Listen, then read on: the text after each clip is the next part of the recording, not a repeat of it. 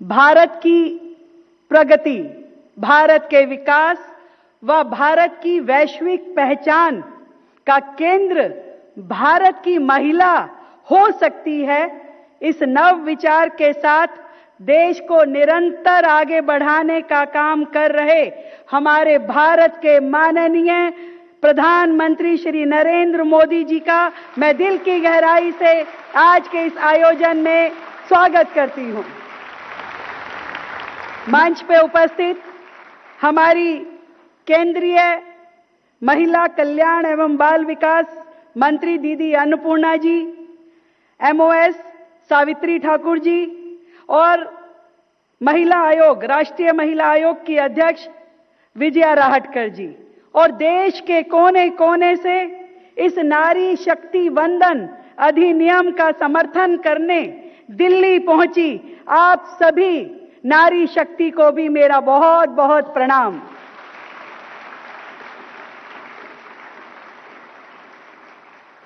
बहनों, भारत की महिलाओं ने अपने ही देश में सम्मान व समान अधिकार पाने के लिए संघर्ष की एक लंबी यात्रा देखी है। भ्रूण हत्या, सती प्रथा, बाल विवाह, अशिक्षा, विधवा होने पे दोबारा विवाह होने की अनुमति से लेकर के पर्दा प्रथा में किस तरीके से भारत की बेटियों ने बेटी बचाओ से लेकर के जब ये सफर शुरू किया, एक समय जब बेटियों को कोख में ही मार दिया जाता था, उस समय से जब हम शुरू हुए तो अगला युग आया बेटियों को पढ़ाने का, तो हम बेटी पढ़ाओ के युग में गए। और मुझे बहुत ही प्रसन्नता है कि आज प्रधानमंत्री जी आपके सशक्त निर्णय और नीतियों के द्वारा जिस युग में हम प्रवेश कर रहे हैं वो बेटी बचाओ बेटी पढ़ाओ और अब बेटी बढ़ाओ के युग में हम प्रवेश कर चुके हैं। और इस नए युग की शुरुआत हुई 2014 से। माननीय जी आपके आने के बाद जब सरकार की हर योजना की धुरी बनी परिवार की महिला को केंद्र में रख के आपने सारी नीतियां, सारी योजनाएं बनाई। मुझे ये कहते हुए ये प्रसन्नता है कि जब खुले में शौच जाने का दर्द की अनदेखी तब की सरकारें, तब के नेता करते रहे थे, उस दर्द को आपने समझा और आपने आने के बाद घर घर में शौचालय, करोड़ों शौचालय इस देश में बनवाए। जब धुएं में गृहिणियां घुट घुट के जी रही थी, उनकी आंखें, उनके फेफड़े उस धुएं के कारण खराब हो रहे थे, उनका जीवन नरक था, तब आपने उज्ज्वला जैसी योजना ला करके उन बहनों को जीवन जीने की सरल राह दिखाई। प्रधानमंत्री जी, हम सब जितने लोग यहां बैठे हैं, हमने हमेशा अपनी माओं को अपनी सेविंग, छोटी छोटी सेविंग को कहीं चावल के डब्बे में, कहीं दाल के डब्बे में रखते हुए देखा, पर आपके आने के बाद करोड़ों जनधन खातों के माध्यम से महिलाएं देश की मुख्य धारा इकोनॉमी में जुड़ी, उनके खाते खुले, उनके खातों में पैसे डाले गए। स्वास्थ्य की राह में, शिक्षा के क्षेत्र में, पोषण, रोजगार से जुड़े सैकड़ों निर्णय लेकर के आपने महिलाओं को स्वस्थ और सम्मानपूर्ण जीवन की व्यवस्था आपके द्वारा की गई। आपने ही देश की बेटियों को सेना में आने का मौका दिया। अब बेटियां फाइटर जेट भी चलाती हैं। और केवल पोस्ट नहीं दी, आपने देश की बेटी पे विश्वास करते हुए ऑपरेशन सिंदूर जैसे महत्वपूर्ण मिशन को लीड करने का मौका दिया, जिम्मेदारी दी। और केवल कॉस्मेटिक प्लेसमेंट नहीं, बल्कि फॉरेन मिनिस्ट्री जैसा विभाग आपने आदरणीय स्वर्गीय सुषमा स्वराज जी को दिया। आपने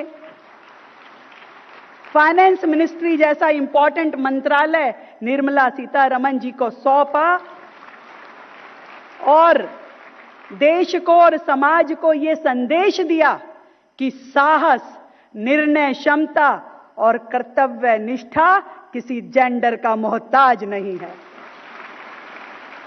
अवसर मिलने पे देश की महिला भी मुश्किल से मुश्किल काम को शानदार रूप में करने की ताकत रखती है, करने की क्षमता रखती है। आपने यह विश्वास हमें दिया और मैं तो स्वयं साक्षात उदाहरण हूं। जब आपने देश की राजधानी की मुख्यमंत्री के रूप में मुझ जैसी साधारण परिवार की बेटी को मौका दिया, मुझे चुना और इस दिल्ली राज्य की जिम्मेदारी दी। और अब यह वुमेन रिजर्वेशन, ये बिल जिससे विधानसभा में, पार्लियामेंट में 33% महिलाओं को आरक्षण देने का आपका यह निर्णय आपका विजन दिखाता है, जो केवल देश में डेवलपमेंट नहीं, वुमेन लेड डेवलपमेंट, जिसके माध्यम से देश के निर्णयों में, देश की नीतियों में अब देश की महिलाएं अपनी सहभागिता कर सकती हैं।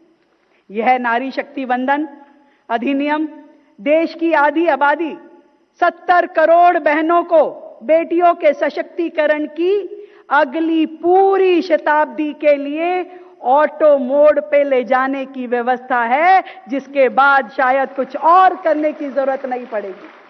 स्वयं से चीजें अपने आप संवरती चली जाएंगी। ये तैयारी आपने आने वाली पूरी शताब्दी के लिए कर दी है माननीय प्रधानमंत्री जी।